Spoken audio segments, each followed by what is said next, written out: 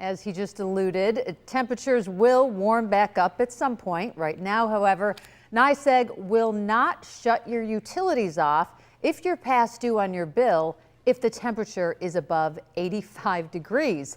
But the parent company for NYSEG is trying to increase that threshold to 90 degrees. 2 on your side's Nate Benson is looking into that for us tonight. Nate? Yeah, Mary Alice, we're far off from 90 degrees. Advocates for ratepayers say that this proposal will impact people who need their utilities during the hottest time of the year.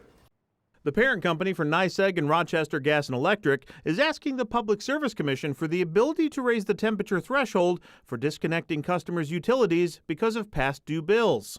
According to their current agreement with the state, NYSEG and RG&E will not shut off utilities for a customer that's past due on their bill on a day that's above 85 degrees. Avangrid, their parent company, is now looking to change that threshold to 90 degrees. Their main reason? It allows them to collect more money. During a recent hearing, Avangrid officials confirmed the requested change and said, quote, the companies conservatively estimate that additional collections of up to $9.9 million at NYSEG and $3 million at RG&E would have been possible under the panel's proposed 90-degree threshold in 2024. Avangrid officials testified that their lower threshold, quote, unduly restricts the company's ability to terminate service to accounts in default. This is something that's very concerning to Pulp, and we actually opposed it in the rate case. The Public Utility Law Project is against the increase. We just think it's too risky. Citing that NYSEG and RG&E actually had the lowest threshold in the state, something that they applauded. 85 is something we feel much more comfortable with